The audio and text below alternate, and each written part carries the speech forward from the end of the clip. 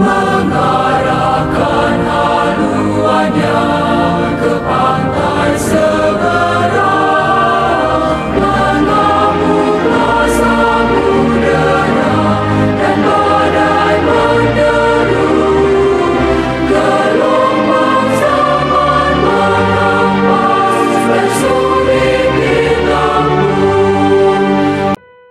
Selamat berjumpa dalam channel Inspirasi Sabda bagi Keluarga Komisi Keluarga Keuskupan Agung Medan. Hari ini Jumat 29 September 2023. Bacaan inspirasi dari Injil Yohanes bab 1 ayat 47 sampai 51. Kata Filipus kepadanya, "Mari dan lihatlah." Yesus melihat Natanael datang kepadanya, lalu berkata tentang dia, "Lihat, inilah seorang Israel sejati, tidak ada kepalsuan di dalamnya." Kata Natanael kepadanya, "Bagaimana engkau mengenal aku?" Jawab Yesus kepadanya, "Sebelum Filipus memanggil engkau, aku telah melihat engkau di bawah pohon ara." Kata Natanael kepadanya, "Rabi, engkau anak Allah, engkau Raja orang Israel." Yesus menjawab katanya, "Karena aku berkata kepadamu, aku melihat engkau di bawah pohon ara, maka engkau percaya? Engkau akan melihat hal-hal yang lebih besar daripada itu." Lalu kata Yesus kepadanya, "Aku berkata kepadamu, sesungguhnya engkau akan melihat langit terbuka dan malaikat-malaikat Allah turun naik kepada Anak Manusia." Demikianlah sabda Tuhan. Terpujilah Kristus. Saudara-saudari yang terkasih, dalam Injil hari ini, Yesus memperlihatkan kepada kita sosok pribadi yang tulus dan tiada kepalsuan dalam dirinya, yakni Natanael. Natanael menjadi contoh atau teladan bagi kita, agar kita juga senantiasa menjauhkan diri dari segala kepalsuan, keterpura-puraan atau kemunafikan, dengan tetap hidup dalam kejujuran. Lantas, siapakah Natanael ini sehingga Yesus mengenal pribadinya? Pada bacaan Injil juga kita mendengar bahwa Yesus berkata, "Sebelum Filipus memanggil engkau, aku telah melihat engkau di bawah pohon ara." Dalam gambaran orang Yahudi, pohon ara adalah lambang kedamaian kehidupan. Duduk di bawah pohon ara melambangkan orang yang selalu merindukan firman Allah, merenungkan dan merefleksikan dalam hidupnya, sehingga orang bisa menemukan hikmat dan kebijaksanaan Allah dalam hidupnya.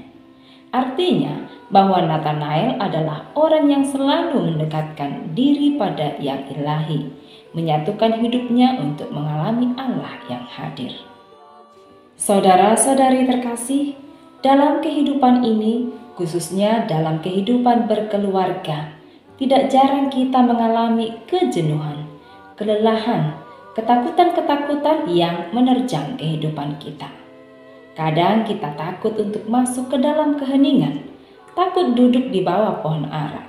Padahal dalam kesunyian dan keheningan itulah kita bisa mendengarkan dan berjumpa dengan Tuhan Allah. Barangkali kita lebih memilih untuk sibuk pergi ke sana kemari mencari pertolongan Tuhan, dengan beranggapan bahwa Allah bisa kita temukan dalam hal-hal yang spektakuler, yang heran, heboh, yang penuh dengan mukjizat dan decak kagum. Kita sibuk berkonsultasi ke sana kemari mencari dan menemui orang-orang yang katanya punya karunia bermacam-macam dan bisa menyelesaikan segala problem keluarga kita secara instan. Saudara-saudari terkasih, di saat kita mengalami persoalan dalam kehidupan berkeluarga, Tuhan tidak menginginkan kita terlalu sibuk dan tergesa-gesa mencari orang atau sesuatu untuk menyelesaikan kesulitan yang kita alami. Namun, Tuhan mengharapkan kita untuk berdoa, menghadirkan persoalan yang kita alami, merenungkannya, sehingga kita bisa menemukan makna dan pesan yang Tuhan sampaikan untuk kita melalui hidup kita. Hari ini Gereja Katolik merayakan pesta 3 malaikat yang kita sebut sebagai malaikat agung, yakni Mikael, Gabriel, dan Rafael. Ketiga malaikat agung ini merupakan utusan Tuhan yang memiliki peran berbeda namun tujuannya sama, yakni melayani kita umat manusia. Malaikat Mikael merupakan panglima perang yang membela dan membantu kita dari godaan setan atau roh jahat. Sementara malaikat Gabriel bertugas untuk mengantar kabar sukacita Allah kepada manusia. Sementara malaikat Rafael merupakan utusan Allah sebagai penyembuh dan teman seperjalanan bagi kita umat manusia.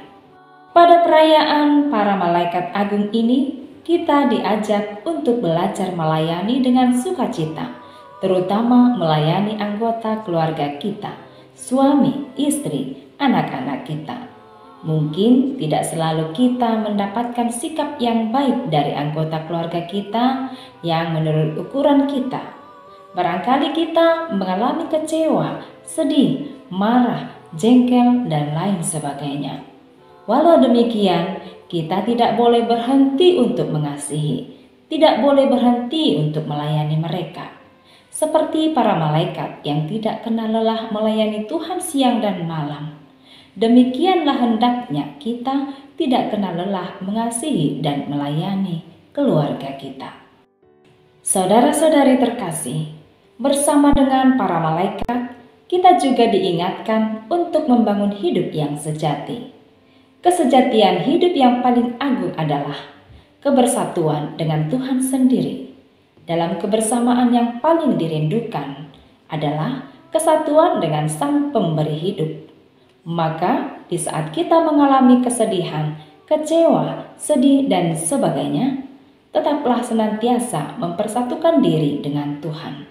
Karena hanya dalam Tuhan kita bisa tetap berdiri tegak bertahan, dan kita pun mengalami kekuatan dan semangat untuk mengasihi diri, mengasihi sesama, dan mengasihi Tuhan. Semoga amin.